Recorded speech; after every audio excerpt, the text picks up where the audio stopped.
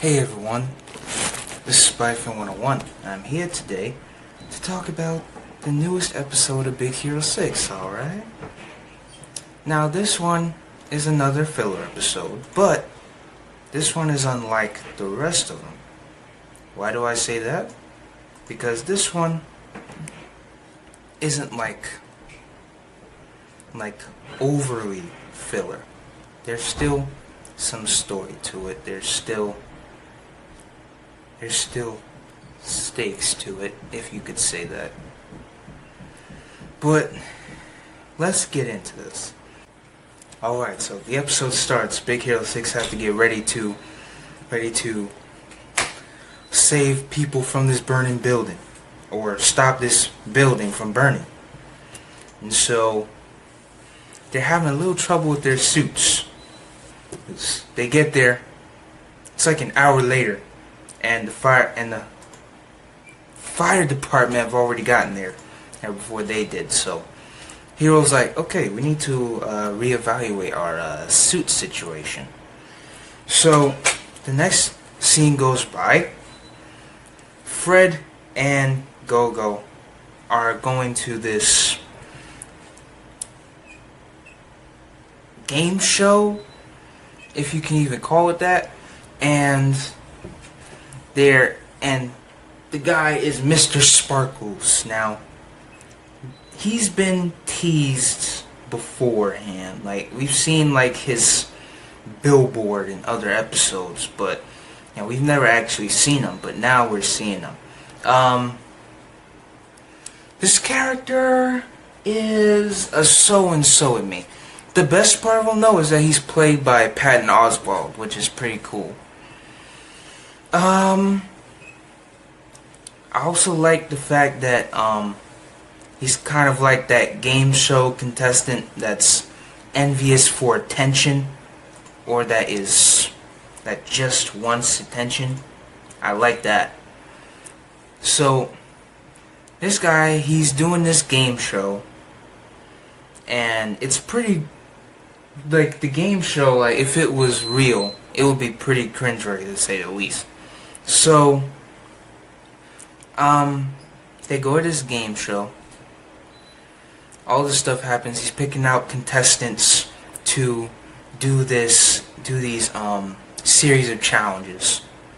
He picks this guy from the audience. He says, "Okay, if you can get past this obstacle in a sushi costume without getting hit by without getting caught by the chopsticks and getting put in the soy sauce, you win."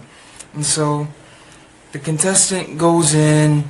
He goes in halfway. He gets caught by the chopsticks. He gets put in the soy sauce. And then he's like, "Oh, sorry, you lost. Next contestant." And the light goes on, and it hits Gogo. And she's like, "I am not doing this." And so Fred's like, "Come on, you can do it. Look at me." And this guy stands up, and he's wearing a diaper. I was I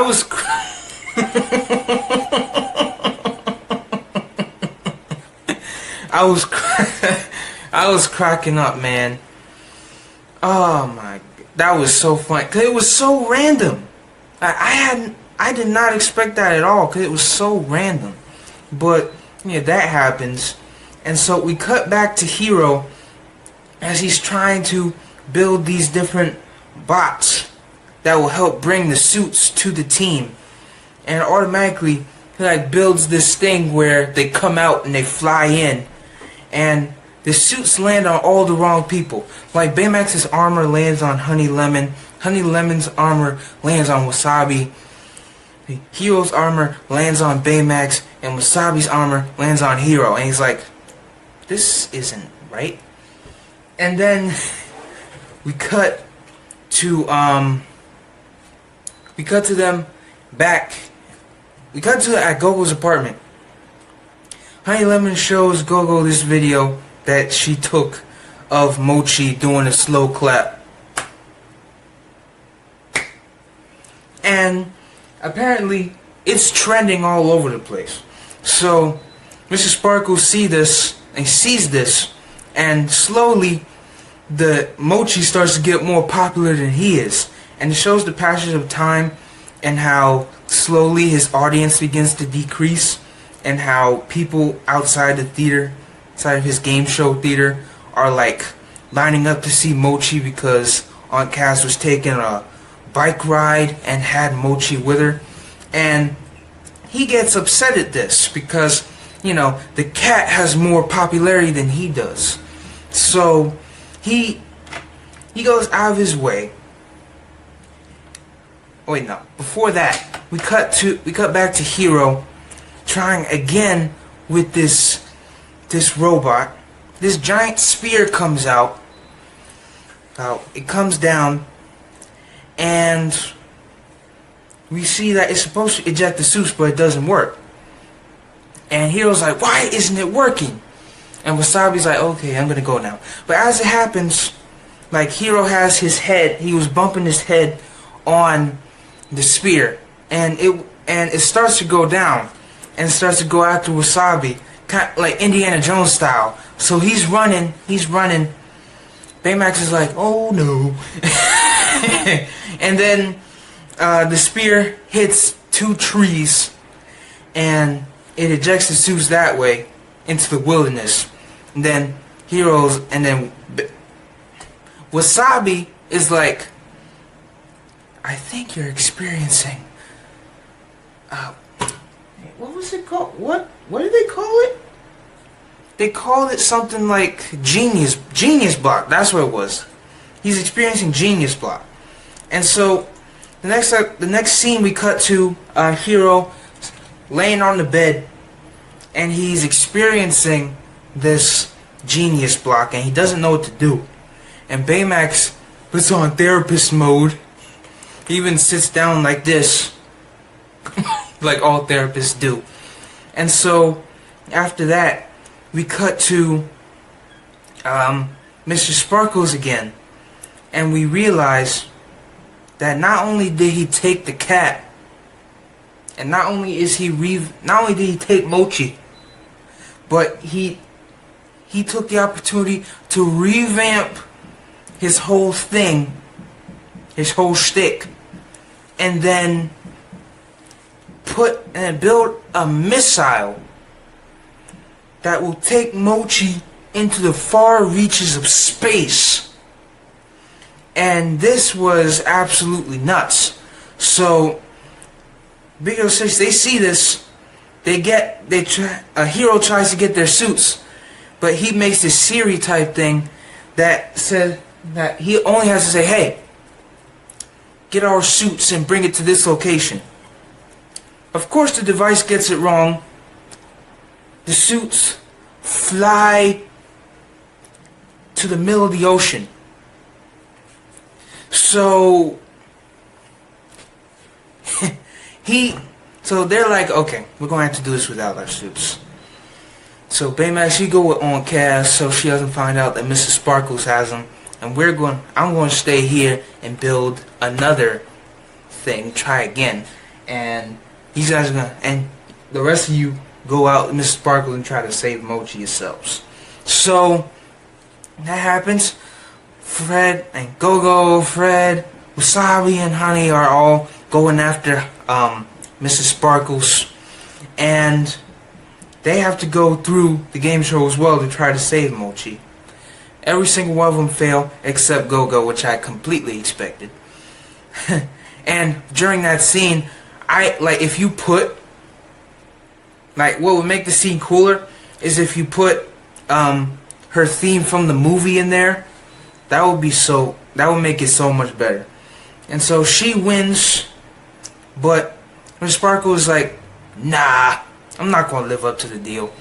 He sends the rocket flying, and they go out, see there's nothing they could do, but Hiro gets there on his moped, and he's like, nope, there is. And so, if you thought that it was cool that he built a robot version of himself in the last episode, he builds this robot that goes up, grows arms, gets Mochi out of there, flies back. Like, it was so cool. And so they save Mochi, and the video of then after he saves Mochi, he slow claps again, but then the rest of the team starts to follow this. And so the next episode, the next scene, why do I keep saying the next episode? The next scene comes in, and we see that the video of Mochi and Aunt Kaz being reunited is now the most popular video ever, and is trending more than the first video did.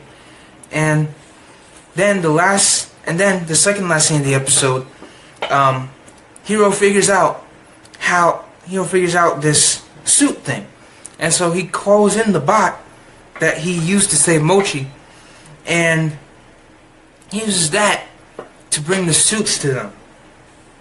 And so the last scene of the episode is Mr. Sparkles as after he launched Mochi upward, he got away.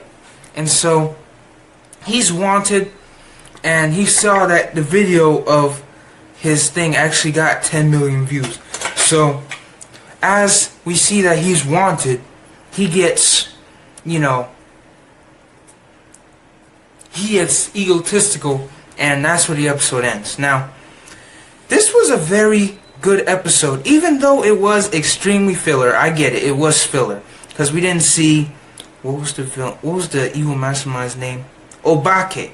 Even though we didn't see Obake or anything related to him, I think that that's okay, because unlike the Murahara Woods episode that was definitely filler, it had filler written all over its head, had filler tattooed on its head, this episode was actually really good. The story was good to the point where I didn't care if it was a filler or not. It was just a good episode.